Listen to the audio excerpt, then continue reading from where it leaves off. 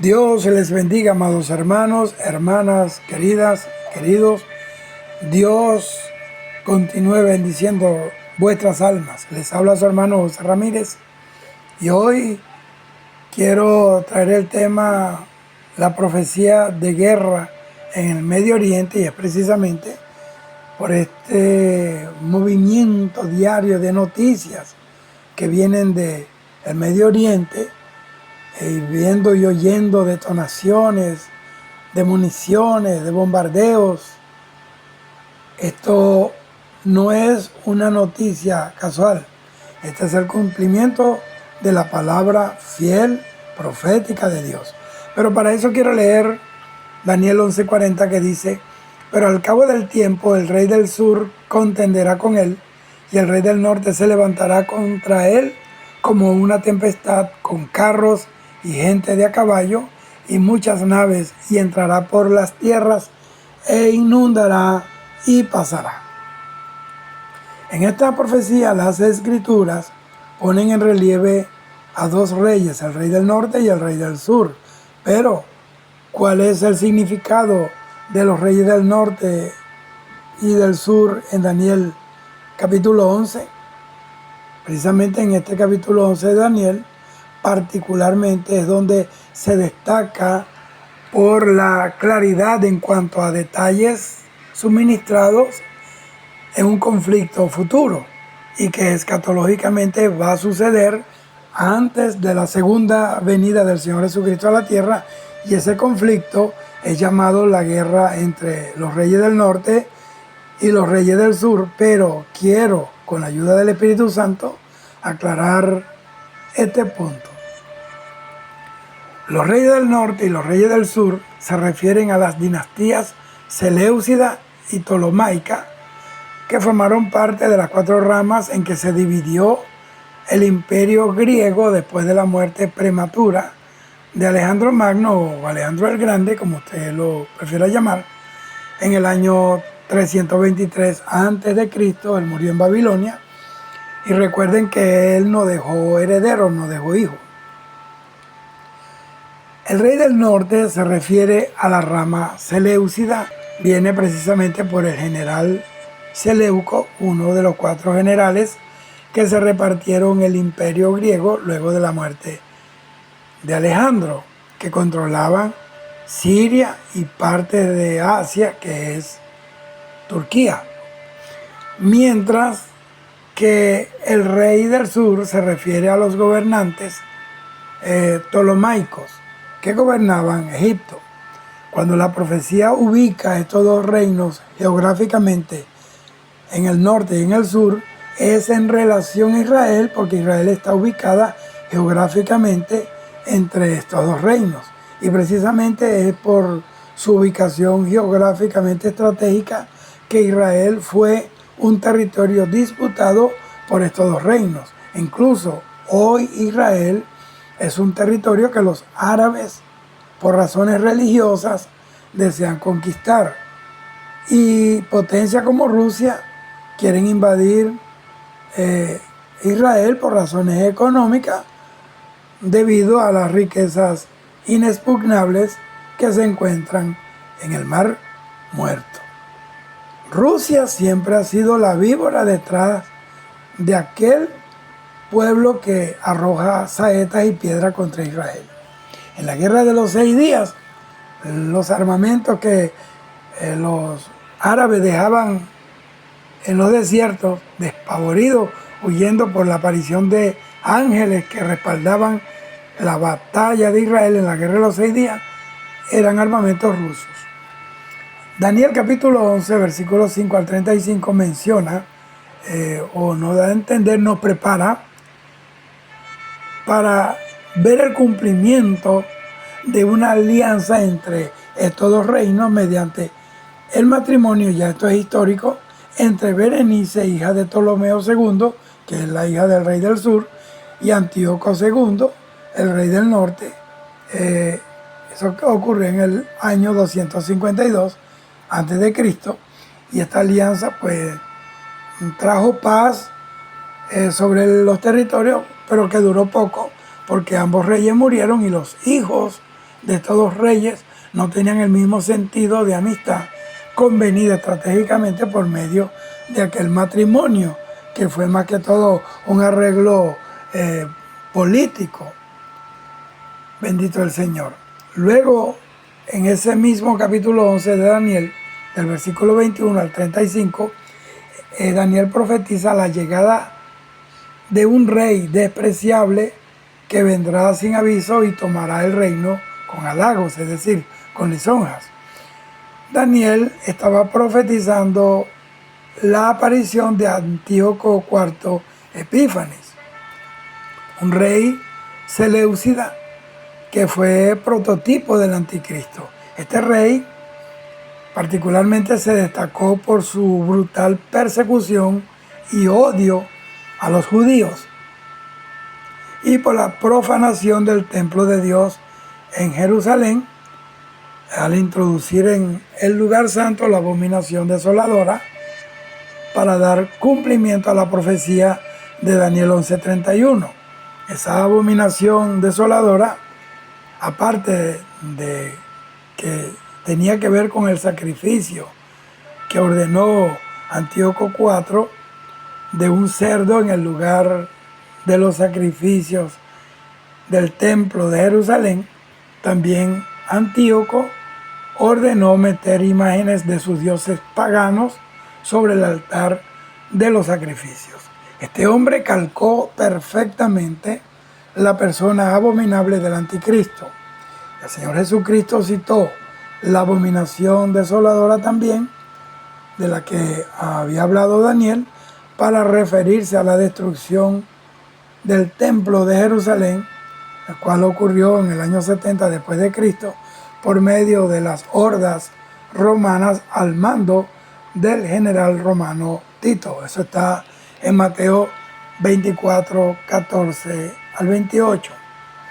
La profecía de Daniel en cuanto al conflicto entre el rey del norte y el rey del sur es tan perfecta que la palabra narra este conflicto que será violento.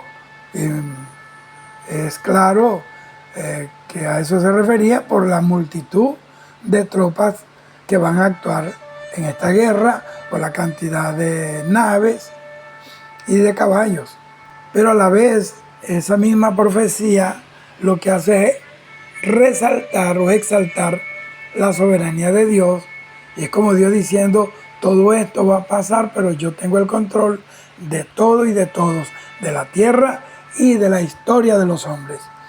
Lo que ha de suceder, bueno, ya sucedió en el corazón de Dios.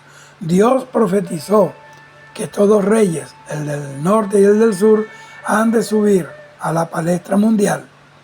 Pero asimismo, Dios profetiza también su derrota y sus caídas.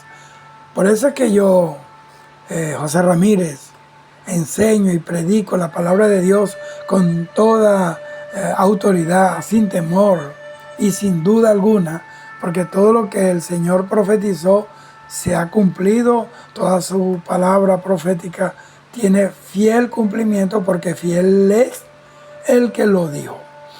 Todos los eventos ocurridos en el pasado, en el presente y aún en el futuro forman parte del perfecto plan escatológico profético de Dios.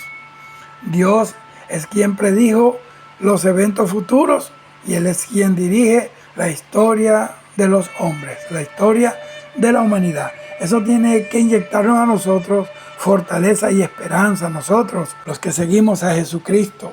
Bendito sea el Señor, porque lo que está determinado para su iglesia también tiene fiel cumplimiento. ¿Qué es lo que ha de cumplirse y que la iglesia del Señor anhela con todo su corazón?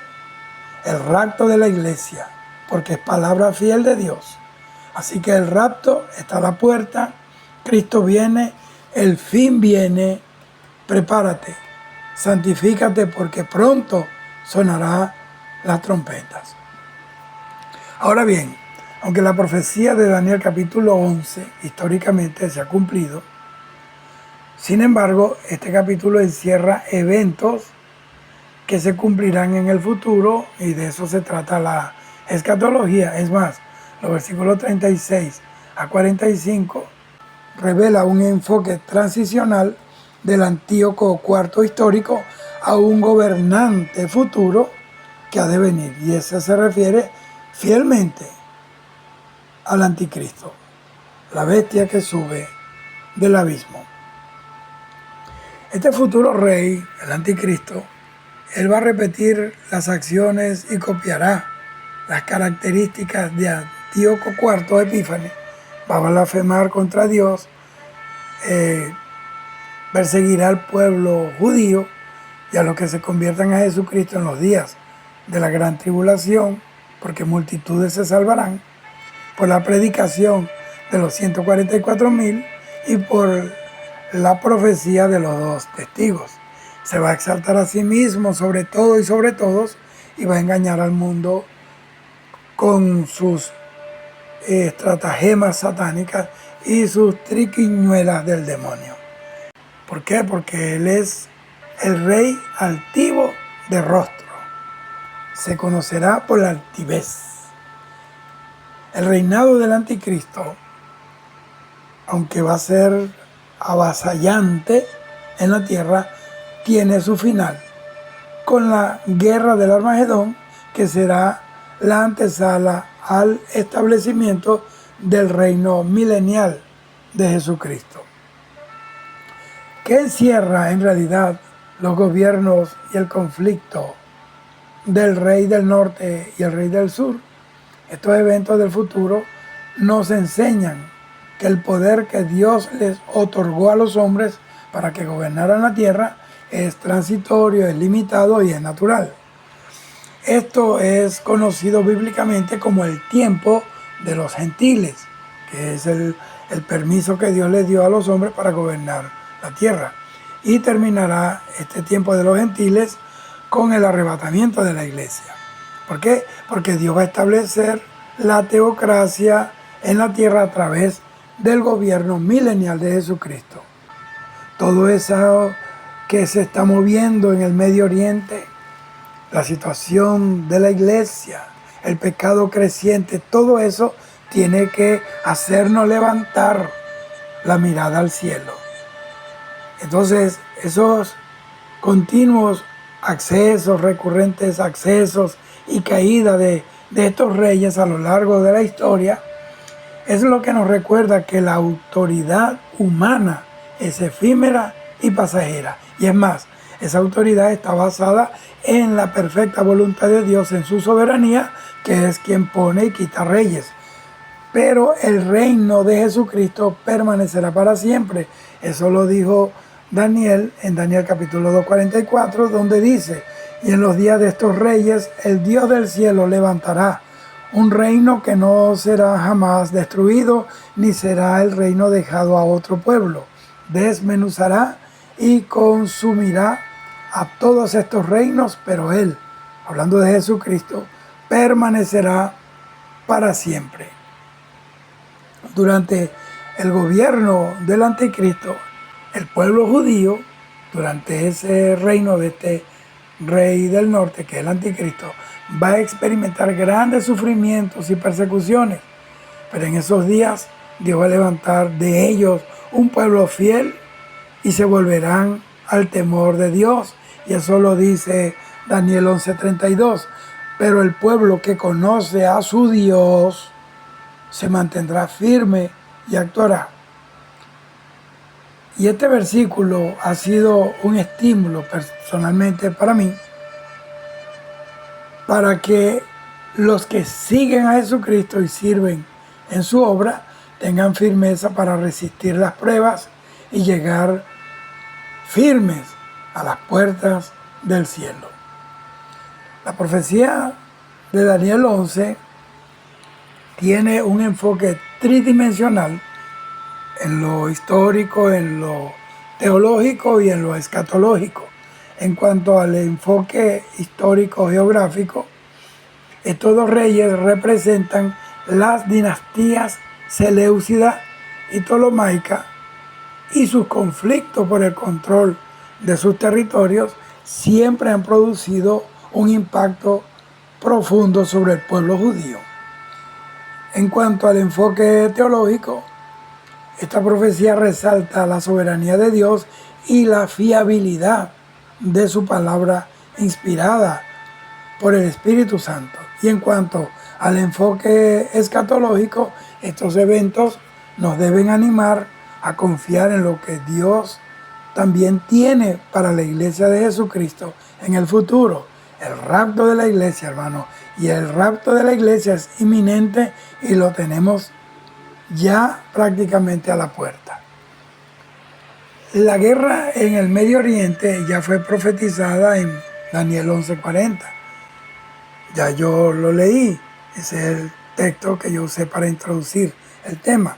Entonces, como ya yo lo dije al comenzar este tema, los reyes del norte y los reyes del sur se refieren a las dinastías Seleucida y Ptolomaica, que formaron parte precisamente de esas cuatro ramas en que se dividió el imperio griego después que Alejandro muere.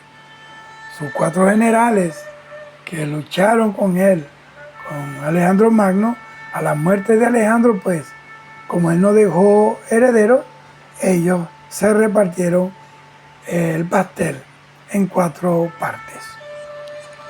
El rey del norte, yo quiero agregar algo importantísimo aquí, que es la rama seleucida que controlaban Siria y parte de Asia Menor, Turquía.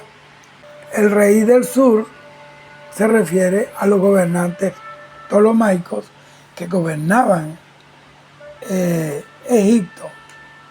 Óiganme bien, los conflictos en el Medio Oriente afectan la vida no solamente de los que viven allí en esa región, sino de todos los habitantes de la tierra. Por esa razón, tenemos la obligación de buscar a Dios con todo el corazón y estudiar las Escrituras para poder comprender esos acontecimientos, así como Noé, para preparar la barca de la salvación para la familia. Es la única manera de escapar de los juicios terribles que van a caer pronto sobre la tierra. Y solo podrán escapar de los desastres que vienen y de los juicios profetizados aquellos que velen y que guarden su palabra. Lucas 21:36, ahí el Señor dijo que velemos y oremos en todo tiempo para que seamos tenidos por dignos de escapar de esas cosas terribles que han de venir y de estar en pie ante la presencia del Hijo del Hombre. Fíjense que las peores noticias provienen precisamente del Medio Oriente y lo peor es que esas malas noticias no van a cesar, nada lo va a cambiar esa situación. Por el contrario, se van a incrementar a medida que se acerca el día del regreso de Jesucristo. ¿Cuándo cesarán estas malas noticias? Cesarán cuando Jesucristo regrese a la tierra y pose sus pies sobre el monte de los olivos para salvar a Israel de una destrucción segura por parte del anticristo y el falso profeta, que comandarán un gran ejército para destruir al pueblo de Dios, y eso será en la guerra del Armagedón. Cuando el Señor destruya esa multitud de tropas con la espada que sale de su boca y destruya al anticristo y al falso profeta con el resplandor de su venida, entonces Jesucristo traerá al mundo la paz perdurable. Como lo dice Daniel 9:24, que Jesucristo vendrá a esta tierra para terminar con la prevaricación y poner fin al pecado y expiar la iniquidad, para traer la justicia perdurable y sellar la visión y la profecía y ungir, mire bien, al santo de los santos. Me refiero a Jesucristo. Después de que Jesucristo ponga fin al Armagedón, instaurará su reino milenial. Ese es el reino de paz y de seguridad que solo Jesucristo puede traer sobre la tierra. Entonces todas las naciones de la tierra van a subir de año en año y para celebrar la fiesta de los tabernáculos, es decir, Sukkot. Y será maravilloso ese reino milenial porque desde Jerusalén, que será el centro de su gobierno, Jesucristo gobernará toda la tierra desde allí, desde desde Jerusalén, y lo va a hacer con justicia, con verdad y rectitud. Toda esa maravillosa promesa de vida en la tierra se cumplirá con la segunda venida del Señor Jesucristo y con su reino milenial del que he hablado. Pero mientras eso se cumple, el Medio Oriente seguirá viviendo tiempos difíciles. El Medio Oriente seguirá oliendo a pólvora. Se oirán los llantos de las viudas, de los huérfanos. Y eso aunque en algunos pueblos haya una leve y momentánea aparente paz, los misiles, amados hermanos, no dejarán de atravesar el cielo en el Medio Oriente y estrellarse en zonas en conflicto. El terrorismo seguirá amenazando al mundo. En la pasada guerra entre Irán e Irak, que duró desde 1980 al 88, durante esos 8 años murieron más de 1 millón de personas. Amados, Medio Oriente huele siempre a pólvora. El suelo del Medio Oriente ha bebido mucha sangre de hombres, militares, mercenarios, terroristas y aún civiles inocentes. Esa condición bélica del Medio Oriente la profetizó Pablo en Romanos capítulo 3, versículos 17 y 18, que dice: y no conocieron camino de paz. No hay temor de Dios delante de sus ojos. ¿Ustedes recuerdan la operación famosa, aquella tormenta del desierto en 1991, que en realidad comenzó en 1990, lanzada por una coalición de naciones comandadas por Estados Unidos el 17 de enero de 1991, e invadieron a Irak contra Saddam Hussein, y la excusa fue porque Hussein invadió a Kuwait. George W. Bush era el presidente para entonces de Estados Unidos, y la causa de la invasión era que Hussein estaba desarrollando armas de destrucción masiva, violando así el convenio de 1991, y por su vinculación y por apoyar a grupos terroristas como Al-Qaeda. La coalición deshizo al poderoso ejército iraquí, el cuarto ejército más grande del mundo, en cuestión de días. Luego llegó la primavera árabe, a principios de 2010, que fue más bien la tormenta árabe en vez de primavera árabe, porque fue un tiempo de protestas, rebeliones, violencia y levantamientos que se desarrollaron en el mundo árabe. Esa primavera árabe se inició luego de que un árabe llamado Mohamed Bouazizi se inmolara, se suicidara como un acto personal de protesta.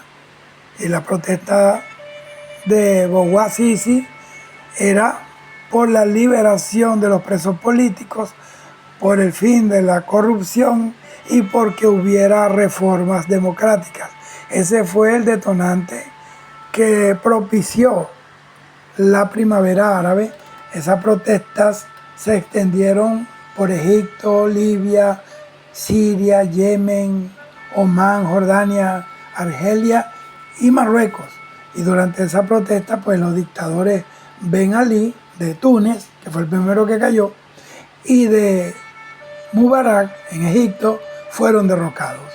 Lo que comenzó como una protesta pacífica en esas naciones del Medio Oriente terminó en guerra civil sangrienta. Grupos terroristas como Al-Qaeda, ISIS, Hamas, Hezbollah han sembrado el terror y la guerra en el Medio Oriente.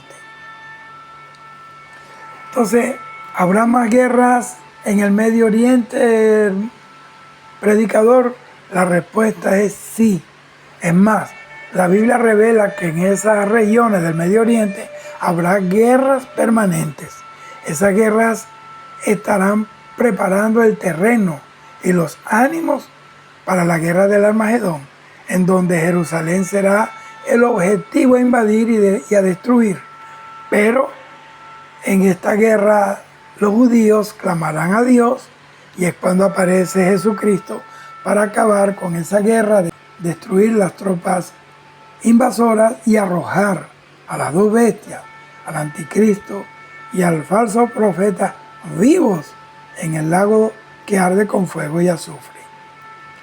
Entonces debemos pedirle a Dios siempre, queridos hermanos, que nos haga entender el marco profético sobre el Medio Oriente para que tengamos esperanza, porque hay promesas de salvación para la iglesia de Jesucristo, de que no vivirá esa guerra del Armagedón, ni estará en la tierra durante la gran tribulación. Estaremos en el cielo por 7 años en la boda del Cordero.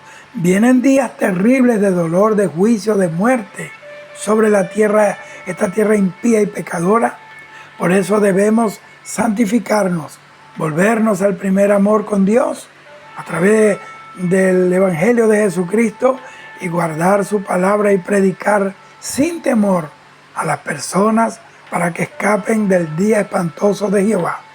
Vela y ora si quieres escapar de esos días trágicos que se avecinan sobre esta tierra que se ha burlado del amor de Dios en el sacrificio de Jesucristo. Jerusalén es el asiento de las 3 religiones más grandes del mundo: el judaísmo, el cristianismo y el islamismo. Esa es una de las razones por la que Jerusalén ha sido históricamente el escenario de guerras y conflictos durante siglos. Jerusalén es importante porque el mundo entero depende de esta ciudad. Juan 4:22 dice que la salvación vino de los judíos. Luego de la Segunda Guerra Mundial en 1947, las Naciones Unidas dividieron Jerusalén y la ciudad quedó dividida entre el control árabe y el judío.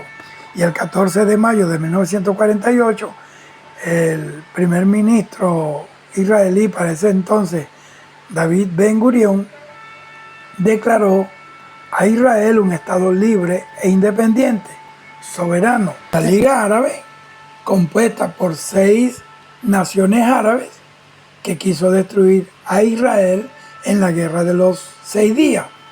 Pero Israel se defendió contra esta coalición de naciones árabes y la destruyó porque Dios peleó por su pueblo. Esta era una guerra profética y Dios se manifestó para guardar su pueblo. En solo 6 días, Israel recuperó a Jerusalén de manos de los árabes y conquistó los altos del Golán. La Liga Árabe, que contó con la ayuda descarada de Rusia, fue derrotada y humillada por Israel. Los tanques eran dejados en el desierto, los armamentos, hermanos, eso era un escenario glorioso porque muchos se entregaban a las tropas israelíes porque veían las montañas cubiertas por caballos de fuego y hombres con espadas de fuego. Entonces, los ataques que recibe Israel en el día de hoy es por no haber obedecido la orden que Dios le dio de destruir a todos los enemigos que tenía a su alrededor, y hoy ellos son las espinas para sus ojos. La promesa de Dios a Abraham de cuidar a sus descendientes en Isaac y en Jacob está activa, y Dios seguirá peleando a favor de Israel, su pueblo amado, para que se cumpla todo el panorama profético de Dios, porque sin Israel, amados hermanos, no hay salvación. Jesús nació en Israel y Él fue quien salvó al hombre, salvó al mundo cuando murió en la cruz para redimir al hombre. Sin Israel no hay historia, no hay profecía. Por eso el diablo siempre ha querido destruir al pueblo de Israel, para que todo lo que está profetizado en cuanto a su destrucción eterna en el lago de fuego no se cumpla. Dios tiene ahora mismo 2 proyectos, Israel y la iglesia de Jesucristo. Por ahora, todo el cuidado de Dios está sobre la iglesia de Jesucristo. Obviamente Dios no se ha olvidado de Israel, pero cuando la iglesia sea levantada al cielo, en el rapto de la iglesia, en el arrebatamiento, entonces Dios hará volver el corazón de Israel a él y recibirán a Jesucristo como el Mesías que ellos negaron, rechazaron y crucificaron. Pero ese proceso de volverlos a él será a través de la gran tribulación, que es la segunda mitad de la semana 70 de Daniel. Y entonces Dios unirá a sus dos proyectos, la iglesia de Jesucristo e Israel, y entonces Él hará de estos dos un solo pueblo. Eso lo dice Efesios 2:14. Dice así: porque Él es nuestra paz, que de ambos pueblos hizo uno, derribando la pared intermedia de separación.